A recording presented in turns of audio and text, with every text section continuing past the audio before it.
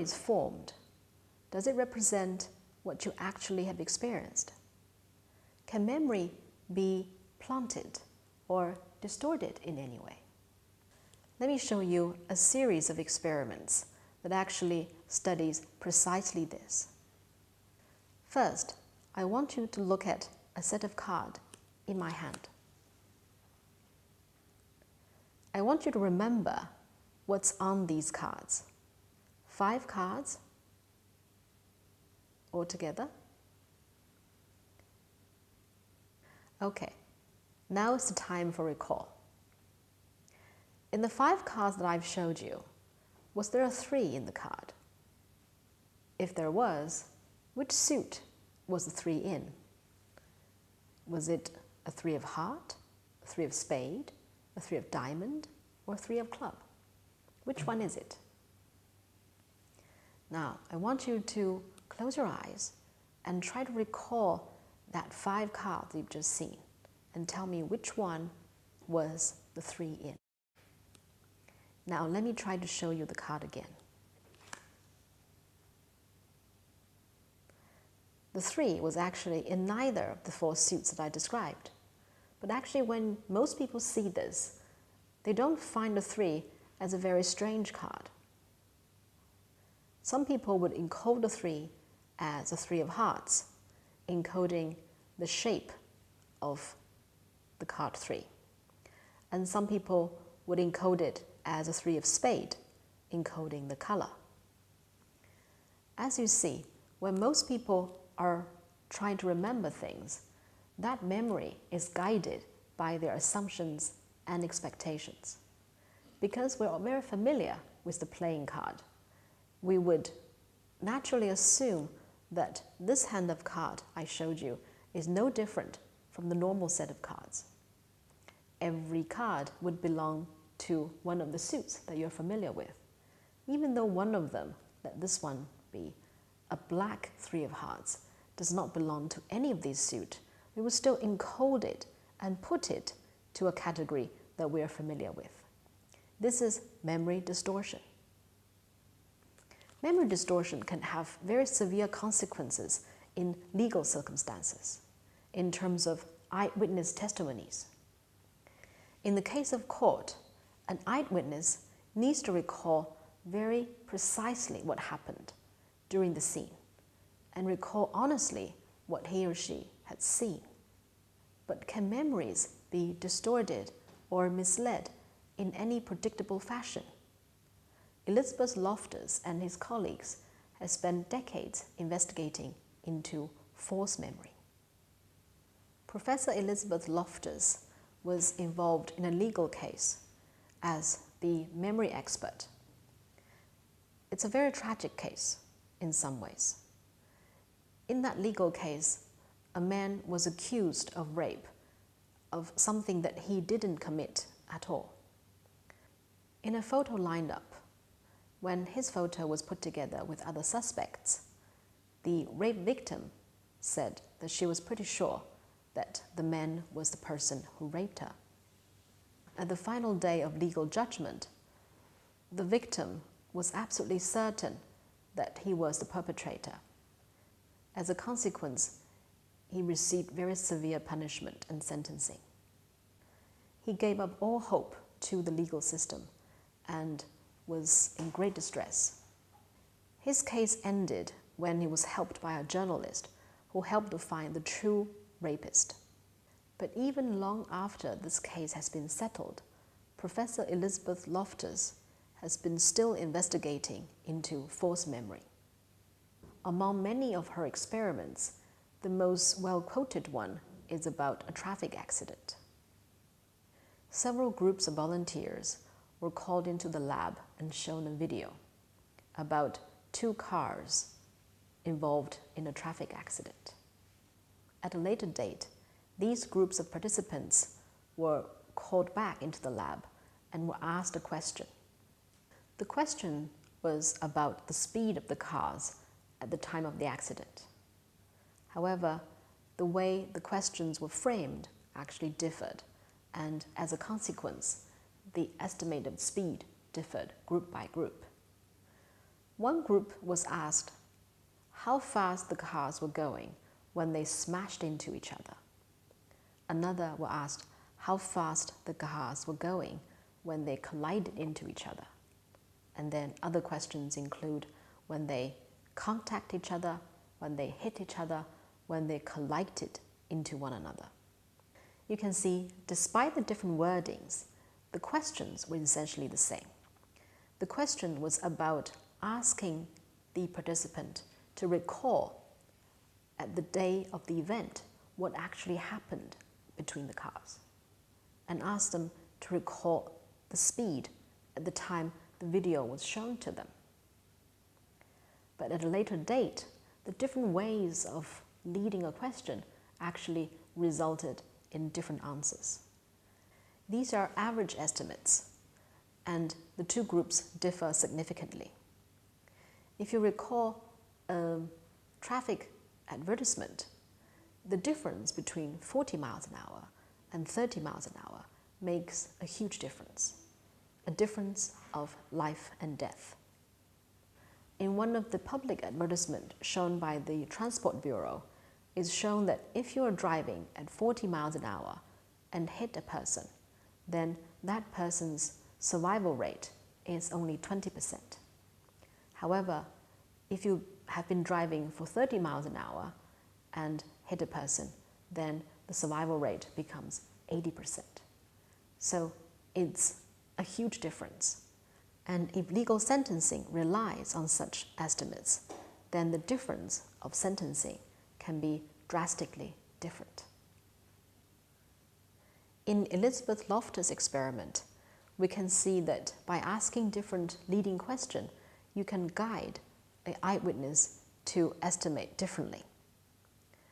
But if you think estimation is a rather subjective thing and it's easier to be misled, then another fact may change your thought. In the same experiment, when the participants were asked, were there any broken glasses at the scene in their video? Participants who were asked the smashed question are more likely to recall seeing broken glasses, something that never happened during the video. So from these eyewitness testimony experiments, we can see that our memory can be misled and sometimes distorted. But can we actually go even one step further into planting new memory into somebody's mind?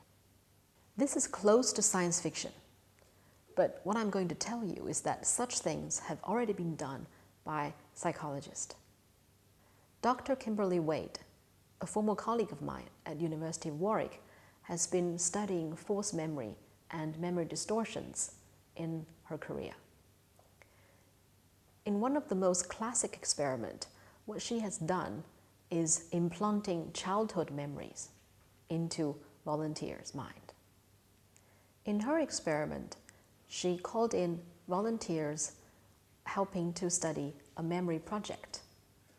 Participants were asked to bring a set of photos from their childhood memories, and they collected these photos either from the volunteers or from their families.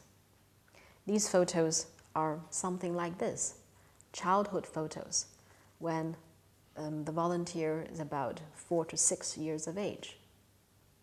Along with each photo that they provided, they need to provide some details from their childhood that fit into the scenario. Interestingly, among the photos that the volunteers and their families have provided, they also put in a fake photo, a doctored photo, of the volunteer sitting in a hot air balloon. This is something that they were pretty sure never happened in the volunteer's childhood. And when the volunteers were asked to provide details about this photo, most people failed to provide any detail in the first place. However, the experimenter told the volunteers that these events happened a long time ago, and they may actually need some time to recall what happened in their childhood. So the volunteers were given either 1 week or 2 weeks to recall what happened during the time the photos were taken. And then 1 week or 2 weeks later, these participants were called back into the lab, and again, their task was to tell what happened during these photos. And our focus is on the target photo, the photo where the hot air balloon has been doctored and a picture of the volunteer was photoshopped into the photo. Interestingly, at the time of recall at a later date, 1/3 of the participants start to recall details about what happened during that day. These are all false memories, of course, but some of them recall that, oh, this was on a Sunday afternoon. The day was a very sunny day, and on an afternoon, my grandpa took me on this hot air balloon. And some of them even said that I could even remember looking down from the balloon, the city becomes very small. We know that these are false memories, but the volunteers at the time of recall were actually pretty certain that they actually happened. How come these false memories were planted into the volunteer's mind? At least some of them. To understand that, we need to understand how memory works. Our memory, if you recall, is a dynamic process of past events. And memory is actually always made up at the time of recall based on cues we have about our past experiences. So even though those people who actually recall the hot air balloon memory, they may be combining memories of different sources. For example, they may be putting together memories of their grandpa taking them to amusement parks, and they may be putting together documentaries they have seen about an adventurer sitting on a hot air balloon and the scene shot from the hot air balloon. So by putting these different bits of memory together, they have created a new memory, a new false memory. Dr. Elizabeth Loftus and Dr. Kimberly Wade together have shown that our memory can be easily manipulated. Researchers into false memory have successfully planted childhood memories into some of the participants.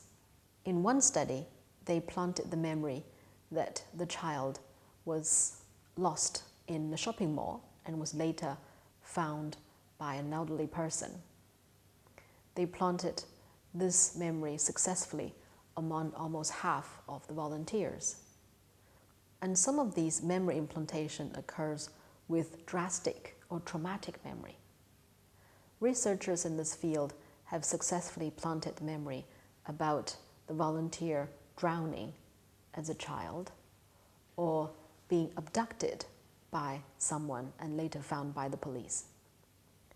These traumatic events are actually familiar themes in our life. Even though these things may not have happened to us personally, such themes were not new to a childhood memory. So that provides the background for such memory implantation or false memory implantation. If you look more closely into the details of Dr. Kimberly Wade's experiment, you can actually see that only 1/3 of the participants recalled the vivid events. 2/3, or the majority of the participants, were actually more reluctant into believing something as drastic as sitting in a hot air balloon has happened in their childhood. So you can see there are individual differences in terms of false memory implantation. And with those 1/3 of volunteers who actually recalled vivid details about a false memory, when later debriefed, they were quite shocked about what happened to them. So one needs to be very careful in terms of conducting such experiment, and these experiments need to be carefully approved by the ethics committee.